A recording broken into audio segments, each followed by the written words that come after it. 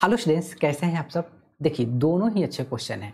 ये क्वेश्चन भी अच्छा है और ये भी आपका बहुत ही अच्छा क्वेश्चन है। जीआईएफ है, डेफिनिट है। डेफिनिट में आपका जीआईएफ आ गया, ग्रेटेस्ट इंटीजर फंक्शन। तो ये तो बस ये नाम ही काफ़ी है आपको डराने के लिए, बहुत डराता है। और इस क्वेश्चन में आपको कहाँ कहाँ पे प्रॉब्लम हो सकता है ये आप सीखेंगे आज, ठीक है ना। मैक्सिमम क्वेश्चन में होता है कि एक दो ही ऐसा टर्निंग पॉइंट होता है जो जहाँ पे हम लोग फंसते हैं, और अगर वो क्लिक कर जाता है तो क्वेश्चन सॉल्व हो जाता है। तो कुछ ऐसा ही हम लोग आज सीखने वाले हैं। एक इस बोल सकते हो क्वेश्चन इजी है, अगर आपको एक फॉर्मूला याद रहेगा तो क्वेश्चन आप बहुत जल्द कर सकते हो। ये भी है, एक छोटा सा कॉन्सेप्ट है, आप अगर अप्लाई करोगे आपका आंसर आ जाएगा। चलिए स्टार्ट करते हैं और देखते हैं। सबसे पहला क्वेश्चन देखिए, हमारे पास गिवन है k equal to this, find the greatest integer that does not this, मतलब बोल रहा है ग्रेटेस्ट इंटीजर फंक्शन। तो यहाँ भी जीआईएफ आ ही गया, ठीक है। दोनों क्वेश्चन में जीआईएफ है। तो सबसे पहले इसको थोड़ा सा लिख लेते हैं। जो k का वैल्यू है मेरे पास क्या आ रहा है सीक्वेंस, ठीक है। तो cos 1 प्लस यहाँ पे लिखेंगे cos 2 plus dot dot dot plus यहाँ पे हो जाएगा cos 44 and divided by value put कर रहे हैं। और यहाँ पे हो जाएगा sin 1 प्लस यहाँ पे हो जाएगा sin 2 प्लस डॉट डॉट और यहाँ पे हो जाएगा sin 44। ठीक है, हमने लिख लिया।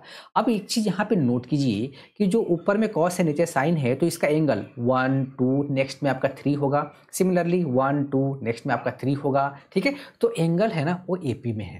तो यहाँ पे एक चीज नोट कर लीजिए, angles are in AP, arithmetic progression, ठीक है ना। फर्स्ट टर्म में है, कॉमन डिफरेंस आपका 2 - 1 1 है। एंगल्स नोट कीजिएगा। तो इसका एक बहुत ही अच्छा फॉर्मूला मेरे पास है, क्या देखिएगा ध्यान से।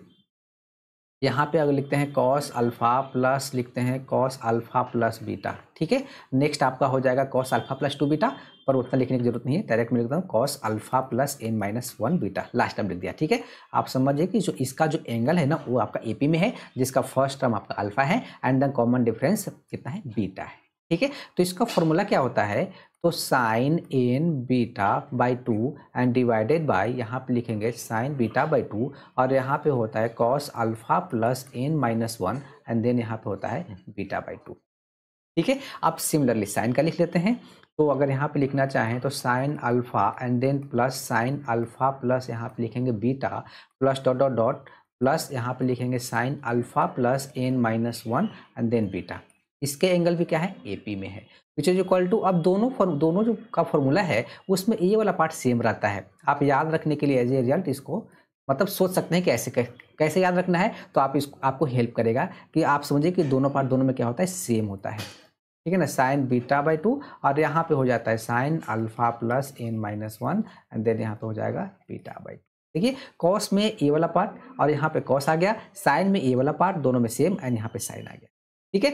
अब दोनों को डिवाइड करके बोल रहा है, तो एक काम करते हैं, इसी को अगर यहाँ पे डिवाइड कर दे तो दिस कर दिया, तो यहाँ पे अगर यहाँ पे इधर, ठीक है। तो यहाँ देखिए ए वाला पार्ट क्या हो गया, आपका कैंसिल आउट हो गया। अब देखिए इसमें और इसको, इन दोनों को अगर आप कंपेयर करेंगे तो आपके पास अल्फा का वैल्यू कितना आ गया, 1 आ गया। बीटा का वैल्यू कॉमन डिफरेंस कितना आ जाएगा, 1 आ जाएगा। और एन मतलब कितने टर्म है, तो आपका 44 आ जाएगा। देखिए लास्ट में आप, ठीक है, सारा वैल्यू पुट कर दे क्या, तो यहाँ पे लिख लेते हैं cos 1 plus cos 2 plus dot dot plus यहाँ पे लिखेंगे cos 44 एंड डिवाइडेड बाय यहाँ पे लिख लेते हैं sin 1 plus sin 2 plus dot dot and then plus sin 44 which is equal to. देखिए यहाँ पे cos और नीचे sin, cos अपॉन sin क्या होता है, cot होता है और एंगल दोनों का सेम है। तो यहाँ पे हो जाएगा cot ब्रैकेट अल्फा का वैल्यू तो मेरे पास पता है 1 प्लस n भी पता है 44 - 1 कितना हो जाएगा 43, यानी कि हो जाएगा 43/2 विच इज इक्वल टू, इसको लिख लें cos 45/2, मतलब cot 45/2 आ गया। तो पहला जो प्रॉब्लम होता कि अगर ये फॉर्मूला याद नहीं हो तो क्वेश्चन को प्रोसीड कैसे करें। एंड द सेकेंड इज, इसका वैल्यू अगर नहीं पता है तो यहाँ भी फंस जाओगे आप, नहीं तो आपको निकालना पड़ेगा, टाइम लगेगा, थोड़ा टाइम ले लेगा। तो cot 45 का वैल्यू कितना है आपके पास, √2 + 1 और ये वैल्यू क्या है, k के इक्वल चल रहा है, यानी कि k का वैल्यू कितना आ गया, √2 + 1, ठीक है ना। तो देखिए ट्रिग्नोमेट्री के कुछ फॉर्मूले जो रिजल्ट है उसको आपको याद रखना पड़ेगा, कुछ वैल्यू जो है याद रखना पड़ेगा। sin 18 cos 36 आपका tan 22.5 sin 22.5 सभी वैल्यू आपको याद रहेगा तो क्वेश्चन आपको ईजी वे में सॉल्व हो जाएगा और ईजी भी हो जाएगा। नहीं याद रहेगा तो निकालना पड़ेगा, ठीक है। तो अब बोल रहा है तो हमें बोलना है कि ग्रेटेस्ट डिजिट निकालना है, तो मतलब इसका √2 का वैल्यू अप्रोक्सीमेशन में पुट करना पड़ेगा। तो which is equal to 1.414 plus 1, तो के का वैल्यू मेरे पास आ गया 2.414, ठीक है। तो 100 के का वैल्यू कितना हो जाएगा, तो 2.414 इंटू 100, तो ये हो जाएगा मेरे पास 241.4, ठीक है। और जब आप GIF निकालोगे किसका, 100 के का बॉक्स, ठीक है। तो यहाँ भी बॉक्स डालते हैं 241.4, आपको पता है इंटीजर देता है और वैल्यू लेस दैट मतलब इससे छोटा ही होगा और इंटीजर होगा, तो 241 ही हमारा आंसर आ गया। देखिए कितना अच्छा क्वेश्चन था। तो दो जगह पे आपका प्रॉब्लम होता सॉल्व करते टाइम पे, पहला and the second is this, मतलब यहाँ पे आपको वैल्यू याद नहीं रहेगा तो फंस जाओगे, ठीक है। चलिए एक और क्वेश्चन है डेफिनेट का, बहुत ही अच्छा क्वेश्चन है। कैसे करेंगे देखिए ध्यान से। तो देखिए आपके पास एक तो डेफिनेट का क्वेश्चन, ऊपर से GIF ग्रेटेस्ट इंटीजर फंक्शन, नाम ही काफ़ी होता है आपको डराने के लिए, बहुत बवाल क्वेश्चन होता है इस टाइप का, बच्चे बहुत डरते हैं। बट यहाँ पे डरना नहीं है, बेसिक कॉन्सेप्ट आप याद रखिए, आपका काम हो जाएगा, ठीक है ना।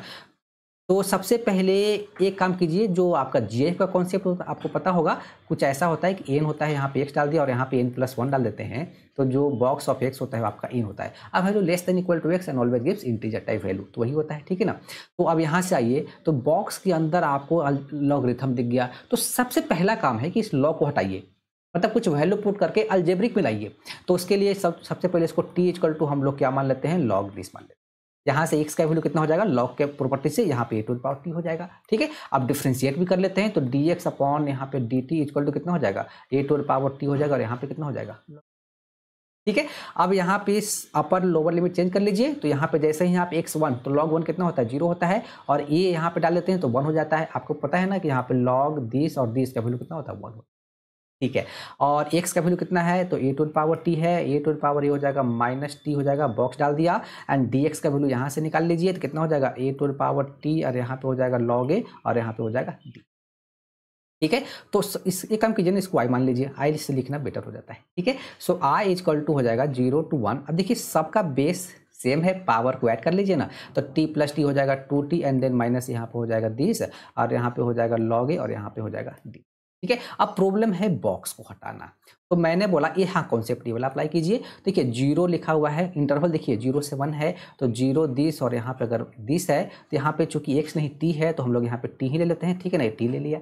तो जो t का जो बॉक्स होगा, GIF ऑफ t होगा, वो आपका कितना होगा, 0 होगा, देखिए ना। अब less than equal to x, यानी कि यही तो होता है, तो 0 हो गया। सो i इक्वल टू हो गया 0 to 1, और ये हो जाएगा a⁻2t। और यहाँ पे आप ना, यहाँ पे आप फ्रैक्शनल पार्ट का यूज करके भी प्रोसीड करो, तो भी आपका आंसर आ जाएगा, ठीक है, जैसा आपको इजी लगे। तो यहाँ पे 2t हो गया, 0 हो गया, और यहाँ पे हो जाएगा log a, और यहाँ पे dt, ठीक है। अब यहाँ पे विच इज इक्वल टू, अब बस इसको इंटीग्रेट कर देना है, तो log a को हम लोग ऐसे लिख लेते हैं, और यहाँ हो जाएगा a⁻2t, एंड डिवाइडेड बाय हो जाएगा log a, और इंटू 1/2 इंटीग्रेशन, और वैल्यू कहाँ से कहाँ तक, 0 से 1।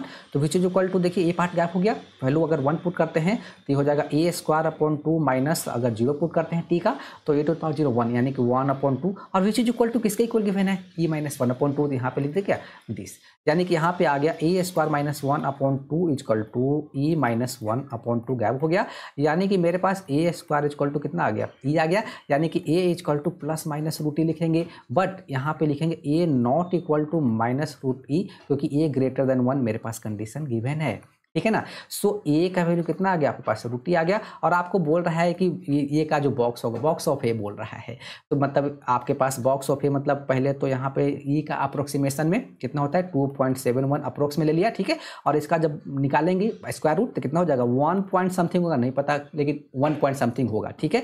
तो जब आप बॉक्स ऑफ a निकालेंगे, यानी कि बॉक्स ऑफ 1 पॉइंट समथिंग जो भी होगा, 1.2, 5.2, 6.2 से क्या होगा मुझे पता नहीं, लेकिन इसका जो GIF जब निकालेंगे तो ये तो पता है कि 1 ही होगा, तो ये हमारा आंसर आ गया। तो देखिए दोनों क्वेश्चन अच्छा था, दोनों में GIF था। इसको आप नोट कीजिए कि जब भी आपको कुछ ऐसा दिखता है ना, तो आप अलजेब्रिक फंक्शन में कन्वर्ट कर दोगे तो क्वेश्चन को सॉल्व करना काफ़ी ईजी हो जाता है, ठीक है। और यहाँ पे आपने सीखा कि अगर एक फॉर्मूला, बहुत इंपॉर्टेंट फॉर्मूला है, आपको एज ए रिजल्ट याद रखना चाहिए, और वैल्यू cot 45 का वैल्यू अगर याद नहीं था तो भी आपको प्रॉब्लम होता। अगर मान लो कि नहीं याद था तो बहुत मैक्सिमम स्टूडेंट तो निकाल लेंगे, लेकिन थोड़ा टाइम तो लगेगा ना, टाइम लगेगा, उस टाइम में आप दूसरा क्वेश्चन सॉल्व कर सकते हो।